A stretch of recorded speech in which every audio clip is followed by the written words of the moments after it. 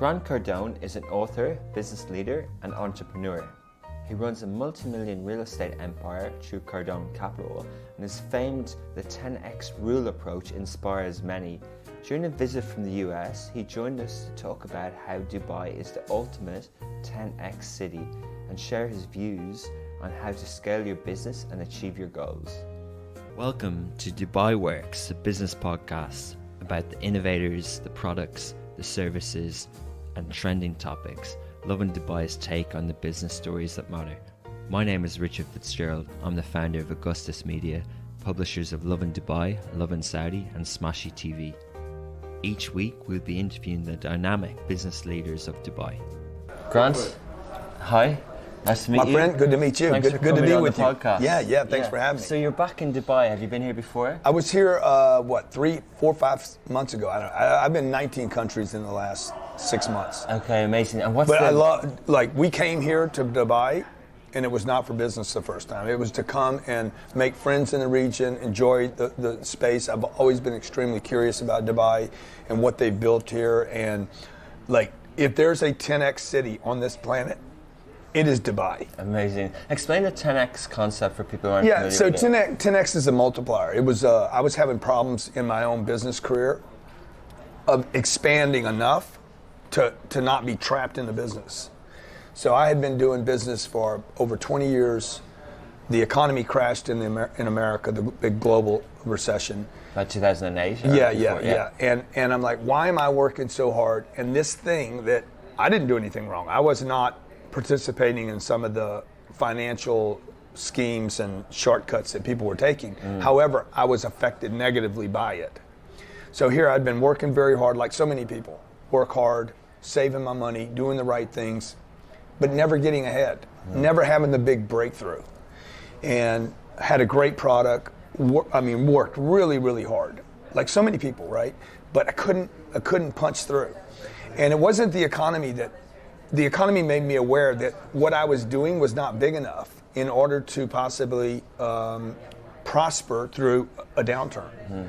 So the 10x rule is a multiplier. It's a numerical way to set goals, take actions, and the actions could be contacts, customers, inventory, adding inventory, customers, partners.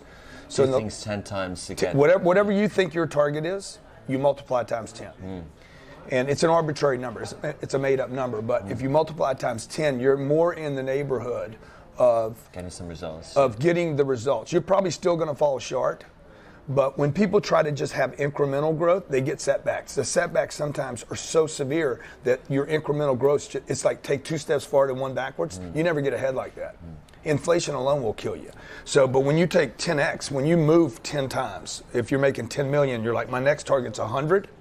Then all your strategies to go to here, the leaping required, is different than steps. Practically speaking, if we're one person and we've got the same amount of hours in a day, how do we do things 10 times? Because, perfect example. You're one person, you're making $1 million a year. What's the dollar here? What do you call it? Dirham. Yeah. So you're making, and how does that exchange out? It's 3.75. Yeah. So let's say you're making 300. You're making $1 million dirham. Yeah. Okay. And you're like, okay, I want to go to 10 million. I like this 10, but I'm one person. But the goal is not to be one person. Okay. The goal would be to go to 10 million, unless the goal is to be one person. Yeah. Which is kind of selfish. Anytime I ran a business for 20 years with 2.5 people. Okay. It was me and another person and a half of a person. And the goal then was I want to make a lot of money, but I don't want responsibility of a lot of people. And then I realized one day, I'm not making enough money to get through the setbacks, to take care of my family, to really get my brand out there, to get my products into the marketplace. It takes a lot of money. But we translated this book in 38 languages. That takes a lot of money. This is the billionaire the Millionaire booklet. Yeah. Millionaire booklet. And what's in this? It's how to do money.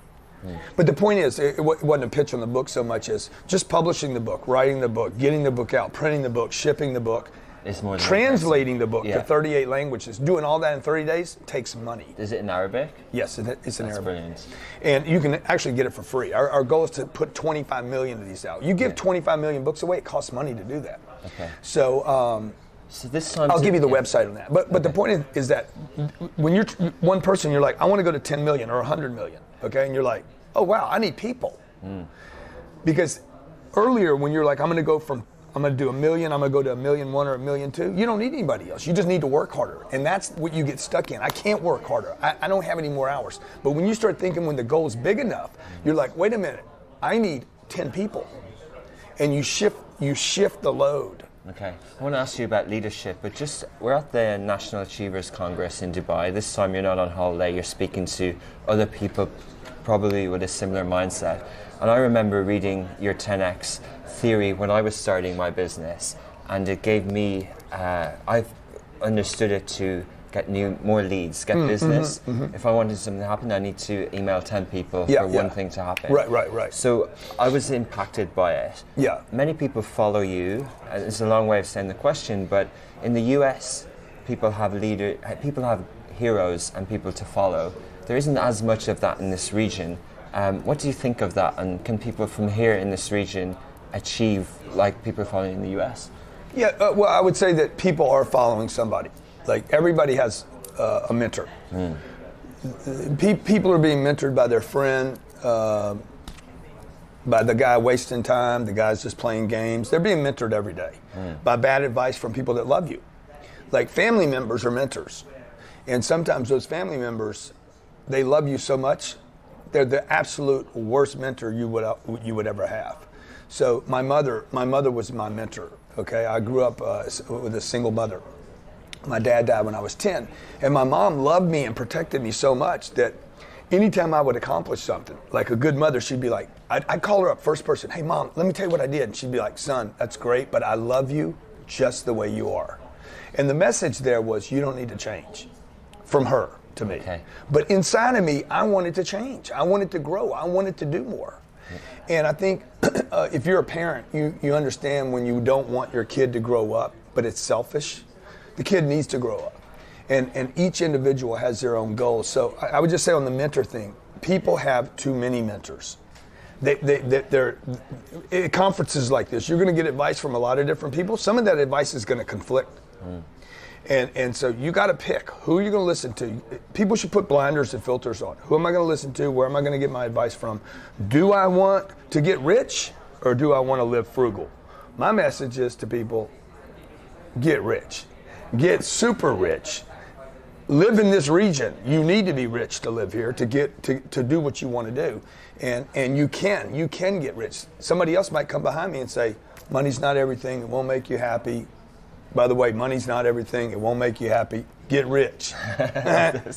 Great. Grant, you mentioned Dubai as a 10X city. Yeah. Is that your view? Is that a view that's shared in US and New York? Like, amazing what's happened here. How's that happened and what's the view in the US? The concept is build it. Build it high, build it big, build it glossy, let's go. And do it fast. So what city's doing that? In America, this city would take 500 years to build. Like, it probably couldn't get built. Because you regulation and everything. Regulations, man, Congress, leadership. Parties. There's no leadership.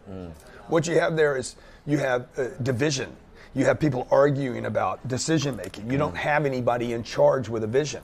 You have lots of visions, lots of grand and grandiose ideas, but no execution. Here, what you have is grand ideas with massive execution, because you have leadership here. Is that inspiring for you as an entrepreneur? Would you like to do something in business here? Yeah, of course, man. Like, I come here, I'm like, wow, you can get things done here. Yeah.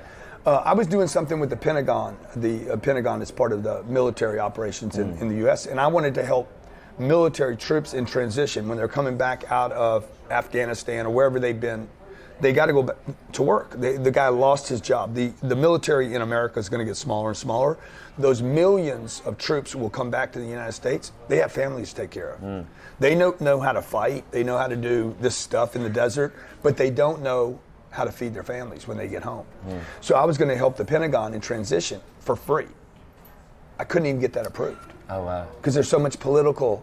It would take years to get that approved. That's crazy. Yeah. Dubai has got a lot of kind of ambitious projects around energy in the projects, and they've got future accelerator projects program and the Museum of the Future. What's your view the on Museum smart of the cities? Future? My gosh, man, gorgeous! I didn't even see that the last time I was here. They must be putting the face of it on right now, right? It's a local Emirati artist who's It's in my Instagram story, dude. so It's like, oh my God, what is that? Like, I want to go there now, but obviously it's not finished. So maybe somebody could give me a tour, though. Somebody out there watching. But the smart cities in the future, do you think Dubai can do something like that? Are you inspired? Yes, it can, because it doesn't have the infrastructure of the past to undo. Like, you don't see telephone poles here. You don't even know what they are. Like, what is a telephone pole?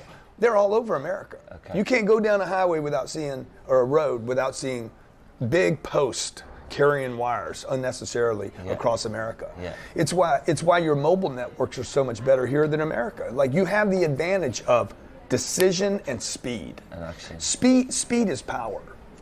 And anytime, and this is what Elaine and I were talking about earlier, was like, anytime a couple can't make a decision, you lose the power of the decision, even if it was a bad decision.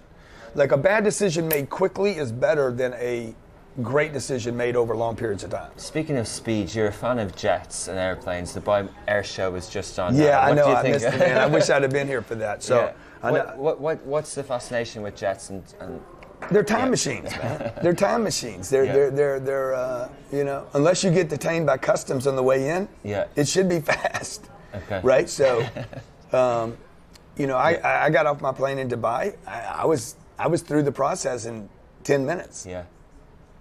And that you love that speed. So you know, we did London. We got on our plane in Miami at 10 o'clock at night.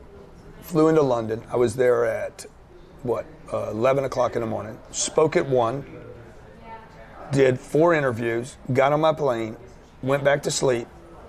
Arrived in Dubai at 11:15 or 9:15 in the morning. It's fast. Yeah. So I'm sleeping the whole way. I'm rested up, and I get to work as soon as I get here. Interesting. Okay, Grant. Time is money. Time is money. Time is money, man. Tick tock, tick tock. No, we're not. No, we're never running out of time. We got to create time. Okay. That's the other game I play. Okay. I'm like, I'm never running out of time. I'm creating time. Yeah. How can I live longer? How do you learn? How do you keep learning?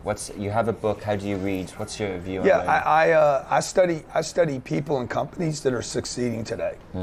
Cities, people, companies, and even countries that are like, who's making moves right now? And who impresses you? This place impresses me. It impresses me, man. Some guy, the king, had a vision and said, hey, put it there. But it's going to take this, and it's going to be this, and it's going to take this too much money. Hey, put it there. I don't need to hear all that. Elon Musk, we're going to go to Mars. We don't know what's there. We don't know what it's going to cost. We don't know how to get there. We're going to get there. Like, everything is put at stake. That's how the world changes. And we're going to do it as fast as we can. And I don't want to hear why we can't. I want to hear how we can. Lastly, to finish, what do you want your legacy to be? That's a great question. I mean, I'm here because I'm interested in living forever. So people have lived forever. And I believe in immortality. Okay. So I believe, like, I'm coming back to this thing, and this is my planet. I get to come back to it, and I want to enjoy it, and I want to have friends here. So this time around, my goal is to meet as many people as possible and contribute to the lives of as many people as possible, so that when I come back, people are like, that's that dude, man. That's my boy. That's GC. He's back running the planet again. So I want little points all around the planet that are pulling for me. And the way Walt Disney built a legacy. Okay, you can go to China and you're going to see Japan, America, you're going to see Disneyland. And he's been dead 50 years. So building a legacy means I need to contribute to other people and build something that outlives my body. Amazing. Pleasure talking to you, Grant. Can't wait to read the book, and good luck this afternoon. You're the man, brother. Thank you. Appreciate it. Thanks a lot.